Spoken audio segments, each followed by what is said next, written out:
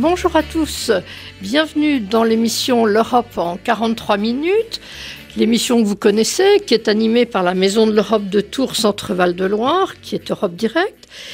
Et notre sujet aujourd'hui porte un titre quelque peu compliqué pour certains, puisque c'est sur l'Europe des territoires. Donc on va essayer de donner un peu de contenu à cette idée. Donc j'ai deux invités que je remercie d'être là.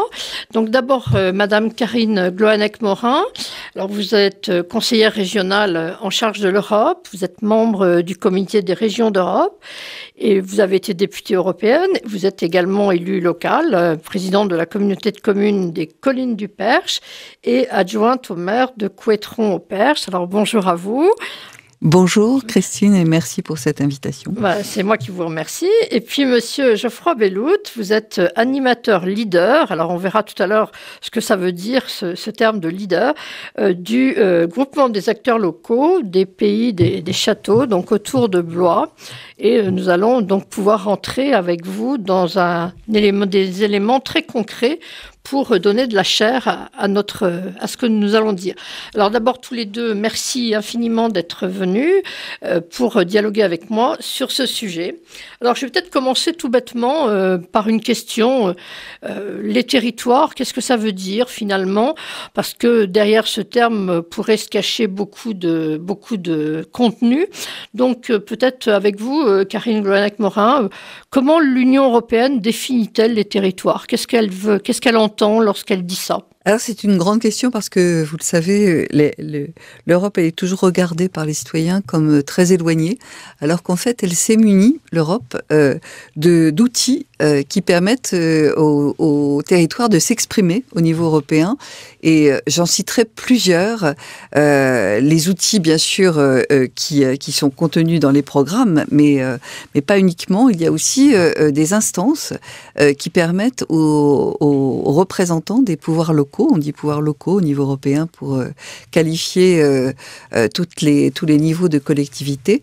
Et il y a deux instances très importantes. Une première instance qu'on appelle le Congrès des pouvoirs locaux qui est situé à Strasbourg et qui réunit des représentants des 46 États membres dans l'Union européenne. Donc 46, vous voyez bien que c'est plus que l'Union européenne.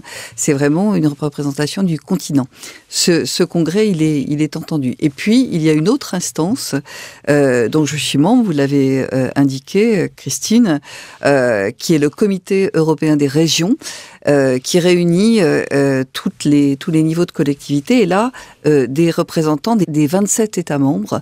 Nous sommes 328 et en France, nous sommes 24 représentants de notre État membre, la France, dont 12 pour les régions, 6 pour les départements et 6 Français qui représentent les communes de France. Je fais partie de ce petit groupe des 6 Français pour représenter ma commune qui est une commune nouvelle mais qui ne réunit que 1000 habitants. Vous voyez, on s'est mis à 5 petites communes pour atteindre 1000 habitants. Je vous donne toutes ces précisions pour vous dire et pour dire aux auditeurs que vous voyez, une petite commune de 1000 habitants, elle peut être représentée au niveau européen et la Commission a l'obligation d'interroger ce comité, le Comité européen des régions, pour toutes les directives qui concernent les territoires.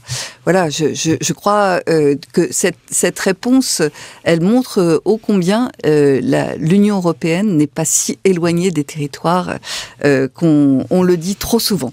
Oui, alors je vous remercie, mais je reviens quand même sur ma question, parce que les territoires, ça recouvre les départements, les régions, les communes. Quelle est la définition finalement que l'Union a de ces territoires? Parce que c'est un terme qui est très vague. Bien, c'est pour cette raison que je vous l'indiquais tout à l'heure. On appelle tous les niveaux de collectivité qui ne sont pas les mêmes selon les États membres, selon la configuration de chaque pays. On les appelle les pouvoirs locaux pour qu'on puisse identifier leurs représentants de manière très très fiable. Et comme ils sont très divers et qu'il y a des territoires très urbains, des territoires très ruraux, mais vous savez, l'Union européenne, elle est au même titre que la France, elle est constitué de 30% seulement de sa surface en urbain et les 70 autres pourcents de sa surface au niveau du périmètre de l'Union européenne est rural. Donc c'est un continent qui est très rural. Et donc toute cette configuration, c'est vrai, c'est ce qu'on appelle les territoires, mais ils sont très divers. Et c'est pour cette raison aussi que la diversité du nombre d'habitants, de la concentration urbaine, de la désertification de certains territoires, il faut qu'elle soit représentée. C'est pour cette raison que je vous indiquais que ces deux instances, pouvoirs locaux, congrès des pouvoirs locaux et comité des régions, méritent d'être mieux connus. Oui, alors justement, j'avais l'intention de vous poser une question sur le comité des régions, parce que c'est une instance que les Français dans l'ensemble ne connaissent pas, on s'en rend compte, et je voulais vous poser tout simplement une question. Vous avez déjà répondu en partie sur une présentation de ce comité des régions, et quel est son travail par rapport aux régions? Est-ce que c'est un travail décisionnel, est-ce que c'est un comité qui cherche à peser sur les décisions de la Commission ou du Parlement? Quelle est sa place? Est-ce que vous pouvez nous éclairer sur la place réelle du comité des régions? Alors oui, j'ai démarré un petit peu cette présentation, mais je vais la préciser. En effet, vous avez raison. En fait, le Comité européen des régions, on l'appelle Comité européen des régions, mais il est constitué, vous l'avez compris, de tous les niveaux de collectivité, et de la plus petite collectivité commune jusqu'aux régions. Nous sommes tous au même niveau membres de ce comité des régions, avec une représentation qui est validée dans chaque État membre de façon différente. Nous, en France, ce sont nos associations d'élus qui nous désignent.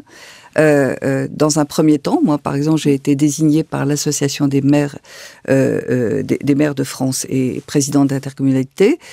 Ensuite, nous sommes validés par le Premier ministre, c'est la règle en France, et puis nous sommes nommés par le Conseil européen. Le Conseil européen, vous savez, c'est le Conseil des ministres européens de l'Union européenne. Ouais. Voilà comment, donc c'est une institution qui est très très formelle, et la Commission a l'obligation donc d'interroger pour avis. Nous ne sommes pas législateurs, comme au Parlement européen. Mmh. Nous n'avons pas le pouvoir législatif, mais nous avons quand même la Commission a une obligation, c'est de nous interroger pour toutes les directives qui concernent les territoires. Ça veut dire aménagement du territoire, environnement, agriculture, toutes les thématiques qui, urbanisation, tourisme pour certaines collectivités très, très touristiques, toutes ces directives, elles sont présentées comme exactement dans le même système que le Parlement européen, c'est-à-dire qu'elles sont proposées au comité des régions, nous les recevons et nous avons le même travail que les parlementaires, c'est-à-dire d'amender les textes que propose la Commission pour exprimer nos avis. C'est voté d'abord en commission, comme au Parlement, et puis en plénière. De la même façon, ces avis, ils comptent vraiment, et nous les suivons parce que nous les travaillons souvent en parallèle avec le Parlement européen. Si bien qu'il y a vraiment un travail en commun et la parole des collectivités existe. Et puis il y a également, je porte en ce moment un rapport d'initiative, nous avons aussi la possibilité de proposer aux instances dirigeantes du comité des régions, chaque membre a la possibilité de proposer un rapport. J'ai proposé de travailler sur les conditions de travail des travailleurs agricoles. C'est une vraie question pour le moment dans le renouvellement de la PAC, la conditionnalité sociale. Et donc, je présenterai ce rapport, vous voyez, le 20 novembre prochain en plénière au comité des régions. Voilà Et cette instance, elle a toute sa place et elle compte, aux côtés du CESE, du Comité européen social et environnemental. Alors, merci beaucoup de ces précisions. Je rappelle que le Comité des régions, il est à Bruxelles, je crois, si je ne me trompe pas. Oui, tout à fait. Il est dans le bâtiment Jacques Delors. Voilà, on peut avoir la fierté d'avoir un Français qui a créé le Comité des régions. Voilà, oui, c'est vrai. C'est important de savoir où se trouvent les choses. Alors, quand on regarde tout ce que vous venez de nous dire, la question qui me vient à l'esprit, c'est finalement quelles sont les possibilités que l'Union européenne va offrir au territoire. Alors évidemment, on ne va pas lister tout ça, mais est-ce que vous pouvez, vous, avec votre œil et votre rôle au Comité des régions, et puis Geoffroy Bellout, qui est sur le terrain, finalement, nous dire un petit peu quelles sont les grandes possibilités que l'Union européenne offre au territoire qui la compose. Est-ce que je poursuis, je ne veux pas monopoliser la parole, mais je prendrai la parole sur le local. Très rapidement, vous le savez parce que c'est une question d'actualité aussi, il y a un programme qui est connu, je crois, et j'espère, et cette interview peut participer à cette meilleure connaissance, c'est la politique de cohésion. Il y a des fonds européens qui sont vraiment dédiés au territoire. Les fonds qui sont attachés à la politique de cohésion, on les connaît, on connaît les principaux. C'est le fonds de développement, le FEDER, le fonds de développement régional, pardon. Il y a le FSE, le Fonds social européen, qui accompagne tous les demandeurs d'emploi, toutes les populations en précarité, tout ce qui concerne l'alimentation aussi d'urgence, et puis le FEADER qui est le deuxième pilier de la PAC, et donc il y a ces deux grandes politiques qui forment qui constituent une grande partie du financement européen, du budget européen. Pour la PAC, c'est un tiers du budget, et la politique de cohésion est aussi un des gros budgets du budget, un des gros financements du budget européen. Voilà, donc peut-être je vais passer la parole à Geoffroy qui est à côté de moi pour qu'il nous parle du fonds Leader. Le fonds Leader, en fait, c'est une petite partie du fonds FEADER, le deuxième pilier. Mais je vais laisser Geoffroy en parler. Et puis pour les fonds FEDER et FSE, en France, ça n'est pas toujours le cas dans tous les États membres, mais ce sont les régions qui ont l'autorité de gestion de ces fonds européens. D'accord, merci beaucoup. Alors justement, je me tourne vers Monsieur Bellout pour peut-être lui poser la question d'une autre manière, mais en fait ça revient un peu au même. C'est comment finalement les politiques locales répondent-elles aux objectifs européens, et inversement, comment ça se gère au quotidien, tout ça? Parce que, disons que je suis quelqu'un qui ne connaît pas bien l'ensemble de tous les systèmes européens, comme beaucoup de nos compatriotes. Et finalement, qu'est-ce que vous pouvez nous apporter comme connaissance, comme précision? La première chose que je dirais déjà, c'est que l'Europe nous fait confiance. Il y a une grande confiance de l'Europe envers les territoires. Et quand on parle de territoire, c'était la première question. Déjà, cette première définition de territoire, l'Europe nous laisse la possibilité de la définir nous-mêmes. C'est-à-dire, comme le disait Karine, la grande diversité de fonctionnement politique, de fonctionnement public et même de diversité paysagère font qu'un territoire en région Centre-Val de Loire va pas être le même qu'en PACA ou encore plus en Roumanie ou dans un autre État membre. Donc c'est assez flou comme définition. Alors ça pourrait paraître assez flou vu de loin, et en réalité c'est très facile à déterminer. Il donne il donne un peu la patate chaude à chaque région de France, et c'est chaque région de France qui va demander à ses propres territoires de se dire quel est le bon périmètre selon vous pour un territoire de projet. Donc c'est le territoire lui-même qui se définit tout seul. Nous en France, on appelle territoire de projet souvent. Donc c'est le meilleur échelon où un projet peut se faire, un projet de territoire peut se faire. Et pour nous, c'est souvent ce qu'on appelle un pays. Alors pas un pays État membre, mais un pays structure publique qui mutualise plusieurs structures intercommunales. Donc nous, par exemple, c'est le Pays des Châteaux qui réunit l'agglomération de Blois, la communauté de communes de Grand-Chambord et la communauté de communes de Beauce-Val-de-Loire. On est à peu près sur 150 000 habitants, 90 communes. Donc nous, notre territoire, c'est celui-là. Et c'est nous qui nous sommes définis comme tels. D'accord. Donc déjà, on a cette première pierre qui est, on sait travailler ensemble parce que on a décidé de travailler ensemble. Donc ça, c'est la première chose. C'est pas l'Europe qui nous dit vous allez travailler avec telle personne, c'est nous qui disons à l'Europe, nous on sait travailler à cette échelle et on a un projet, on a des enjeux, on a des priorités. Et c'est ça toute la spécificité du programme Leader, c'est le territoire qui détermine ses propres priorités. On a des grands enjeux de l'Europe, les grands enjeux de la région. Alors pour les citer, je simplifie grandement, mais il va y avoir 3 grands enjeux que la région nous impose, entre guillemets, mais en réalité, c'est plutôt naturel.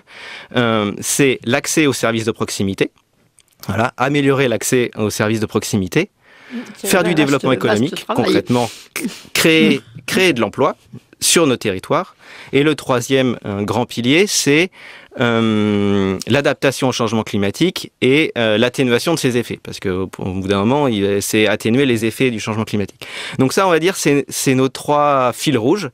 Et avec ces 3 fils rouges donnés par la région et l'Europe, c'est à nous, territoires, de décider sur quelle thématique on va travailler. Donc, si je vous et donc le programme bien... Leader du Pays des Châteaux n'est pas le même que le programme Leader de notre voisin, qui n'est pas le même de son voisin à côté.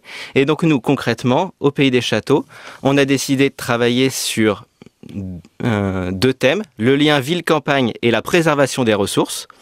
Donc lien ville-campagne parce que nous, on a la ville de Blois qui est centrale et donc on n'a pas envie de faire friction entre, on va dire, la ville et la campagne. Donc c'est vraiment ce lien qui doit toujours être travaillé dans nos projets et la préservation des ressources. Et les thématiques qui vont être travaillées, on est sur le tourisme durable parce qu'on a la destination Blois-Chambord qui est une grande destination touristique.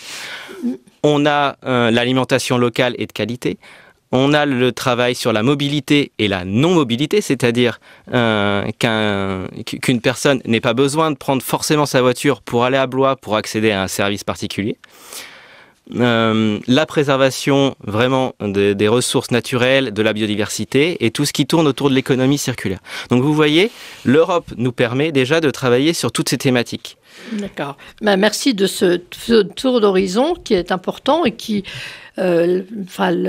La réflexion qui peut venir à l'esprit quand on vous entend, qui ne m'étonne pas vraiment, mais qui est importante peut-être à rappeler, c'est le fait que les choses partent d'en bas vers l'Union européenne et c'est pas une politique imposée par l'Union européenne.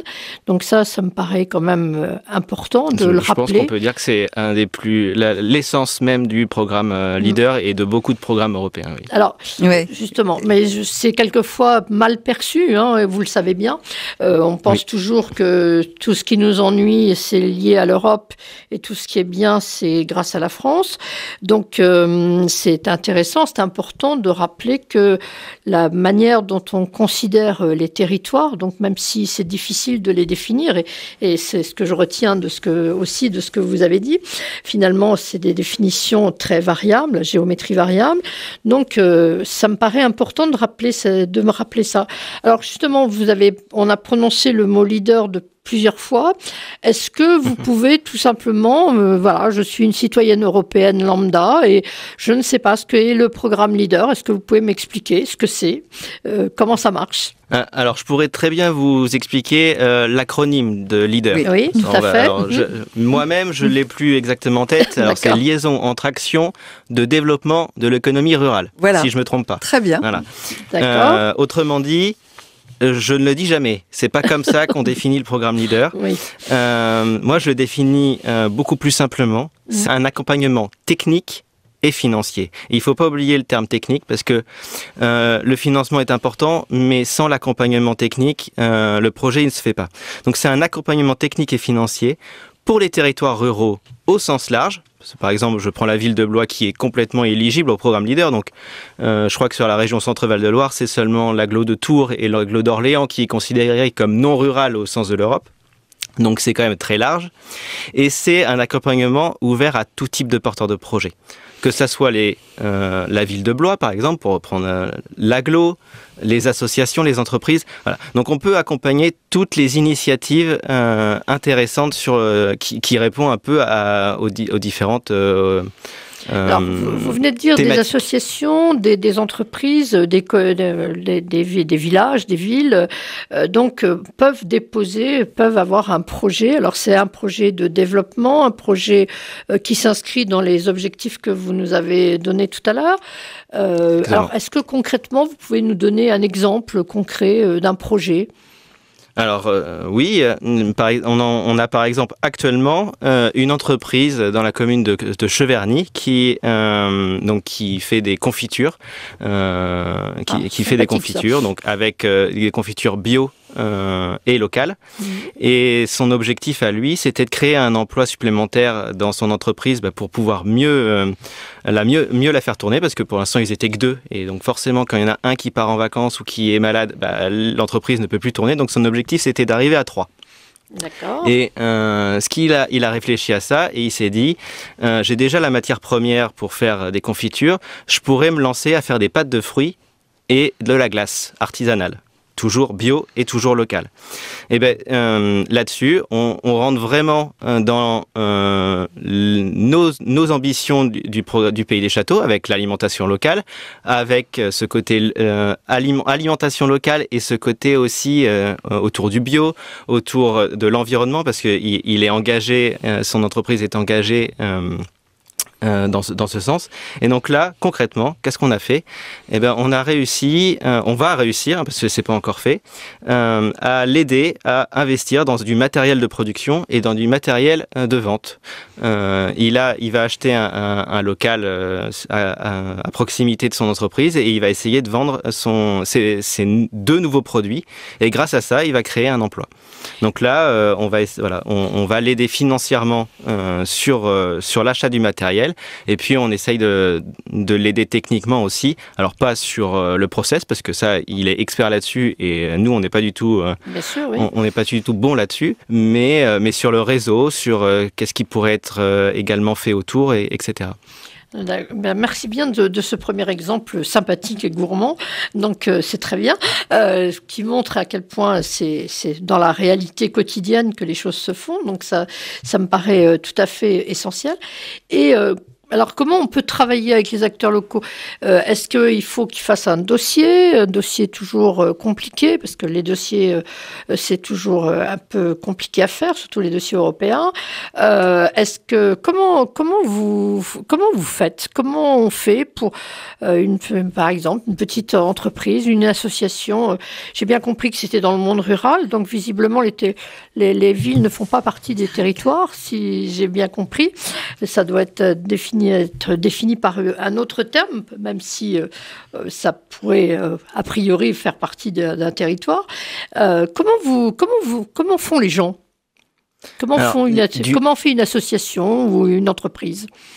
Alors, je vais déjà commencer sur le programme Leader. Alors, je vous ai dit que c'est un accompagnement, mais en réalité, on a aussi quand même une structure. Alors, une structure qui s'appelle le GAL.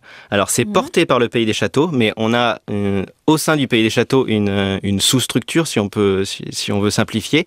Donc, le GAL, un groupe d'action locale, qui est composé de plusieurs sous-groupes, un animateur local, donc c'est moi qui suis chargé vraiment de communiquer, d'aller voir le porteur de projet pour le suivre et de l'accompagner vraiment de A à Z. Ça peut être vraiment de l'idée jusqu'à le coup de téléphone en lui disant c'est bon, la subvention est obtenue, la subvention est payée, tu vas recevoir le montant dans tant de jours.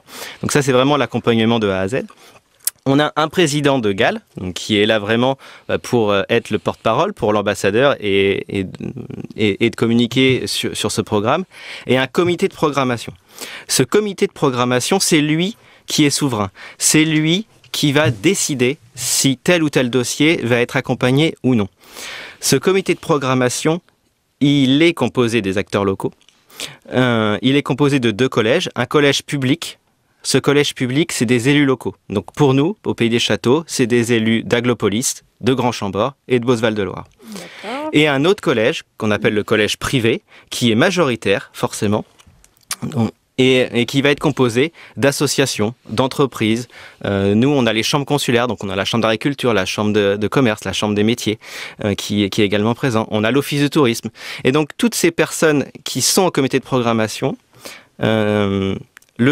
accueille le porteur de projet, il écoute ce porteur de projet qui vient présenter vraiment de vive voix son dossier, qui vient le défendre, et ce comité de programmation va pouvoir dire non désolé, votre projet il ne rentre pas dans notre priorité, non désolé, telle ou telle chose ne fonctionne pas. Il peut aussi dire félicitations, bravo, vous pouvez solliciter cette subvention et si vous faites les travaux, vous allez l'obtenir. Et une chose très importante et essentielle dans le programme Leader, il peut dire oui, mais. C'est-à-dire dire oui, mais il y a tel ou tel porteur de projet qui fait également ça, donc mettez-vous en réseau avec lui. Oui, mais telle ou telle chose, on considère que ça ne rentre pas trop dans les critères, donc faites évoluer ce projet plutôt dans ce sens-là, et etc. Et vu qu'on a un panel très large d'associations, d'entreprises, etc., ça fait vraiment un véritable réseau autour de ce programme Leader. Et c'est comme ça, en fait, naturellement qu'on travaille avec les acteurs locaux, parce que c'est des professionnels qui sont là, les porteurs de projets, mais aussi les décisionnaires. Je vous propose d'écouter un tout petit peu de musique avant de revenir à nos territoires. L'Europe en 43 minutes sur RCF Touraine. Alors nous revenons à notre sujet sur l'Europe des territoires, après ces 2 minutes nostalgiques, quasiment, avec le titre « Now and Then » des Beatles, titre qui a été remasterisé il n'y a pas longtemps, donc c'est pour ça qu'on l'a choisi avec Eric qui enregistre l'émission, qui s'occupe de l'émission. Et donc je vous rappelle que je suis avec Karine Gloanec-Morin et Geoffroy Bellout, et nous parlons de ce sujet de l'Europe, de l'Union européenne et des territoires. Alors, vous nous avez parlé d'un exemple très concret, ce qui est très bien, dans votre groupement. Est-ce que vous pouvez nous en donner un autre, peut-être un peu rapidement, pour nous dire un autre exemple, pour parler, que ça soit très concret pour tout le monde. Alors, je me retourne vers Geoffroy Bellout, et puis oui. Karine, je vous demanderai peut-être après aussi de nous donner un exemple de la région, tout simplement. Tout à fait. Alors, je vous ai déjà présenté un projet porté par une entreprise. Là, je vais changer un peu mon fusil d'épaule et puis je vais vous présenter des projets, une flopée de projets qui ont été portés par des communes. D'accord, oui, très bien. On avait donc dans notre fiche tourisme l'objectif d'améliorer les châteaux à vélo, qui sont des boucles cyclables qu'on peut faire autour de la Loire à vélo sur notre destination Blois-Chambord. Le problème, c'est qu'il n'y avait pas assez de services. Et quand je dis de services, c'est d'endroits pour s'arrêter, pour pique-niquer tout simplement, ou pour réparer son vélo, pour remplir sa gourde ou d'autres choses. Et donc là, avec le programme Leader, on a dit, banco, on a une enveloppe financière, on va sanctuariser une enveloppe et on va lancer un appel aux communes pour leur dire, écoutez, si vous êtes à côté d'une boucle des châteaux à vélo et que vous avez envie de faire une petite aire cyclo pour les touristes, mais aussi pour la population locale, parce que faire une zone de pique-nique au bord de la Loire ou au bord d'une piste de château à vélo, ça peut vraiment être très sympa aussi pour la population locale. Eh faites-nous un petit dossier, vous nous présentez ça, et puis il y a quelques critères minimum à avoir, et on va voir si on peut vous aider. Et bien au total, on a fait 2 appels à projets, 2 vagues, parce que la première n'a pas suffi. Et on a pu créer un réseau comme ça de 21 aires cyclo réparties sur le territoire. Et sur ces 21 aires, on en a financé 13 par le programme Leader. Alors il y a 2 choses importantes à avoir avec cet exemple, c'est que déjà, on a pu créer beaucoup d'aires et on a vraiment un véritable réseau qui a pu faire monter en gamme ces boucles des châteaux à vélo. Et on n'a pas pu toutes les financer, mais elles ont quand même pu se faire parce qu'il y a cet accompagnement qui est là. Il y a d'autres fonds qui sont présents, autres que les fonds leaders. Et on est aussi là pour ça, d'aiguiller aussi les porteurs de projets. Et donc là, notamment, les autres aires cyclo, elles ont été financées par une aide régionale. D'accord. Et donc voilà. Donc tout à fait autre chose. C'est nous qui avons un peu impulsé l'idée et les communes ont répondu à l'appel et on a pu faire ces 21 dossiers, ces 21 aires cyclo qui sont maintenant accessibles sur le territoire. Bon, là, tous nos auditeurs sont prêts à bondir sur leur vélo, j'espère, pour aller faire cette boucle-là. Merci bien. Karine Gloanec-Morin, je vais peut-être vous demander aussi de vous poser la même question. Est-ce que vous pouvez nous présenter 1 ou 2 projets qui ont été aidés par l'Union européenne en région Centre-Val de Loire ? Alors, peut-être une petite précision, vous dire qu'en région Centre-Val de Loire, le Conseil régional a décidé d'abonder le fonds Leader de manière très importante, beaucoup plus importante que l'obligation que lui impose la Commission européenne. C'est-à-dire que je vous l'ai dit tout à l'heure, le fonds Leader, il est dans le fonds FEADER qui accompagne le 2e pilier de la PAC. L'obligation, c'est de réserver 5% du FEADER au programme Leader pour que les préoccupations des citoyens soient accompagnées aussi par des fonds européens de manière plus diffuse. Eh bien, la région Centre-Val de Loire, elle consacre dans sa nouvelle programmation 20% de l'enveloppe FEADER pour les fonds Leader, ce qui fait que sur les 23 GAL du territoire régional, il y a une moyenne qui affleure le 1 million d'euros de fonds Leader qui permettent donc d'accompagner un grand nombre de projets comme vient de le présenter Geoffroy, qui veut dire quelque chose. Donc effectivement, donc en moyenne 1 million, j'avais calculé avant de venir, et c'est sur la période, parce que c'est vrai qu'on ne l'a pas dit, sur la période 2023-2027. Oui. Donc c'est 1 million à peu près par territoire, 2023-2027. Voilà, c'est une période qui a été un peu allongée par rapport à... Mais bon, c'est la période réservée.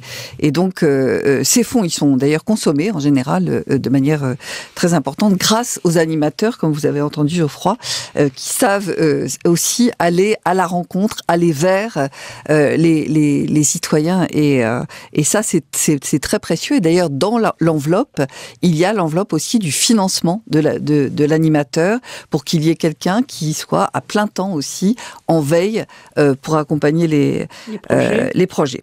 Alors, des exemples, eh bien, je vais me faire un petit plaisir, Christine Bousquet, si vous me permettez. Bien sûr. Je vais vous présenter d'ailleurs un projet que j'ai présenté il y a 10 jours également à Bruxelles lors d'une table ronde organisée dans le cadre de la Semaine des régions parce que c'est un très très beau projet qui concerne la culture.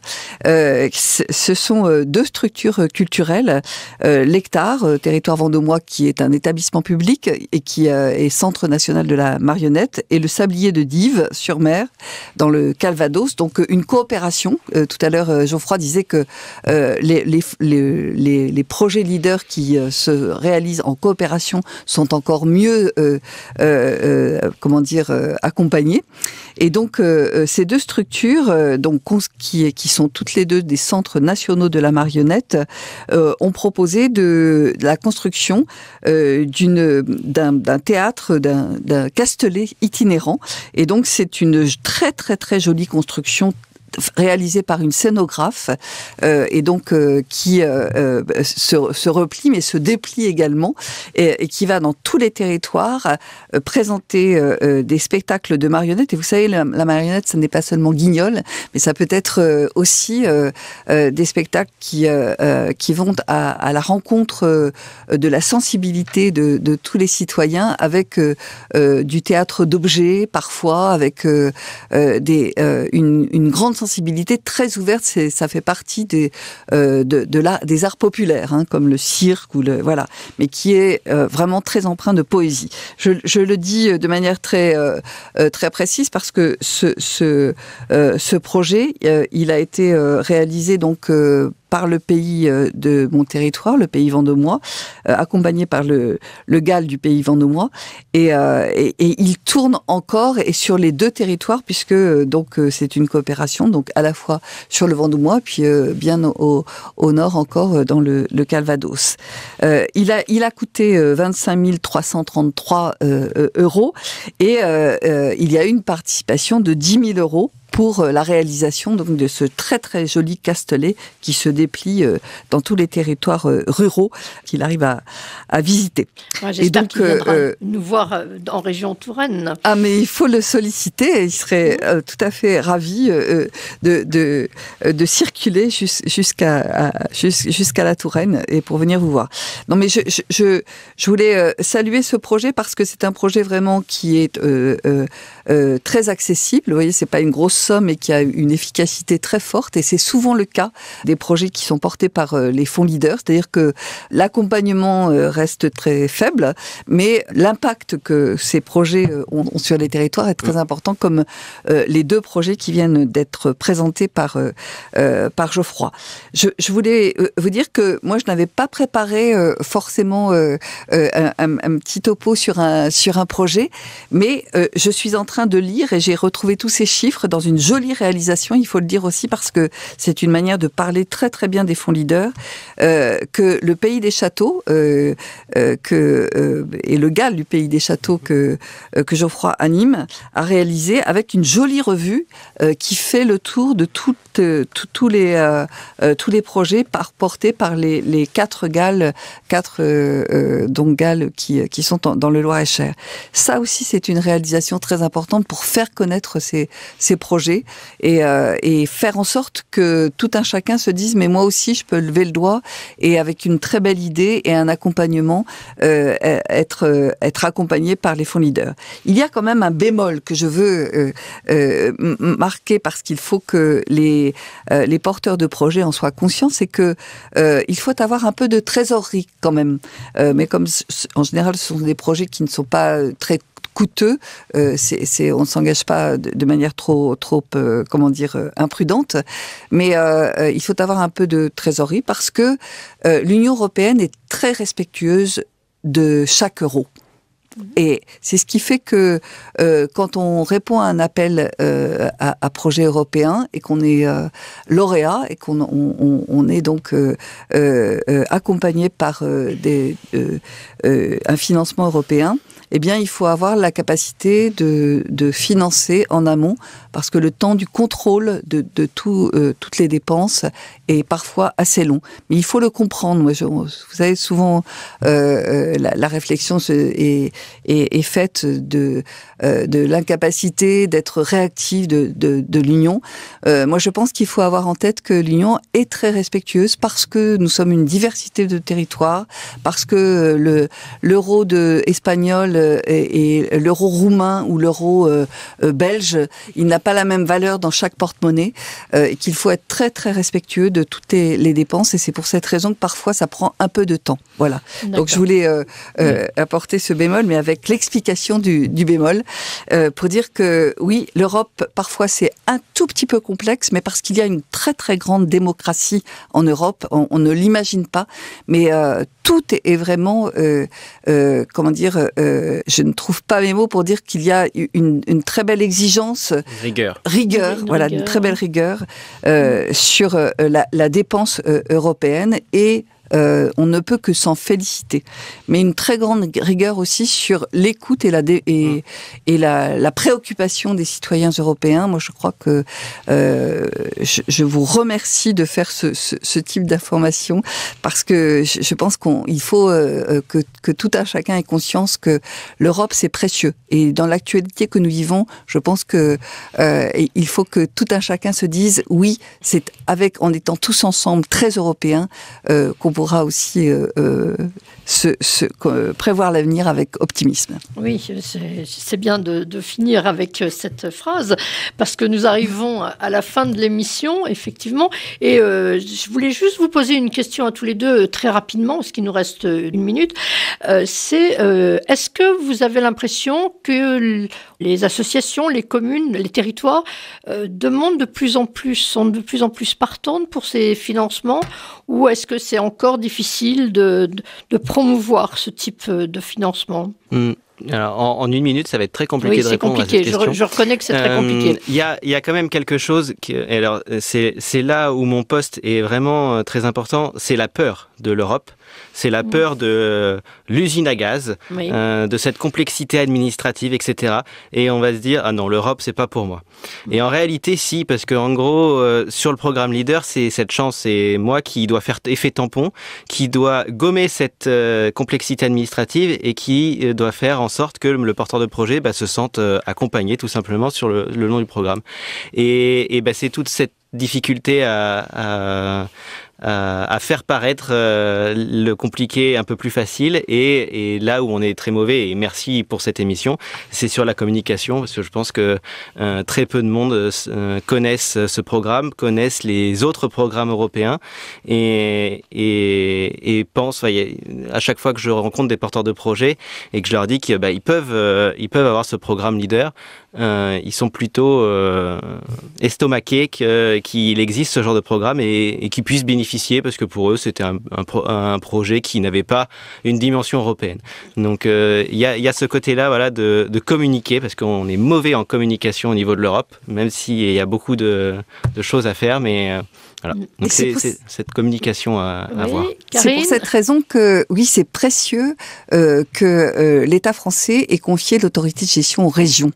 Parce que, franchement, cela rapproche une nouvelle fois l'Europe des territoires, parce que quand la région s'applique vraiment aussi à faire connaître les programmes, à accompagner au mieux, à se former, il y a eu une première programmation qui a été 2014-2020, qui a été le premier ballon d'essai. Je vois que nous rentrons, et qui quand même a permis à la région Centre-Val de Loire d'avoir une consommation excellente, saluée par la Commission européenne, j'aime bien le redire. Ça rapproche vraiment l'idée européenne des territoires, parce que il y a des agents qui sont, et nous avons d'ailleurs dans l'organisation régionale mis des agents premier contact dans chaque maison des départements. Vous savez qu'il y a des maisons régionales dans chaque département. Il faut parler des fonds européens au quotidien. Et je peux vous dire que moi, je préside une communauté de communes très, très, très rurale. Mes collègues approchent les fonds européens avec moins de peur, parce que je parle au quotidien de l'Europe, et je souhaite vraiment qu'on puisse les uns et les autres parler européen au quotidien, parce que c'est... je crois que nous le souhaitons tous. Et je salue la Maison de l'Europe d'ailleurs pour le travail qu'elle fait. Nous avons tous besoin d'être très mobilisés pour faire passer des bons messages sur cet engagement que nous avons tous pris d'être européens. Est-ce que vous pouvez me dire le nom du journal que vous avez évoqué tout à l'heure, présentant les projets européens dans les territoires? Alors, il s'appelle Leader Mag. Et en tapant sur n'importe quel moteur de recherche Leader Mag et Pays des Châteaux, vous allez retrouver le PDF en ligne directement, et vous pourrez télécharger tout le magazine. Cette émission arrive à son terme. Je vous remercie d'avoir répondu à mes questions. Et puis, j'espère que cette émission vous permettra aussi à tout à chacun à se dire qu'il est peut-être possible de trouver un fonds européen, de trouver une aide européenne et que cette Union européenne n'est pas simplement un élément sur nos passeports, mais qu'elle est au quotidien, qu'elle s'applique au quotidien dans chacune de nos vies. Alors merci à tous les deux et puis à très bientôt à tous les auditeurs. Merci à vous. Merci à vous. Au revoir.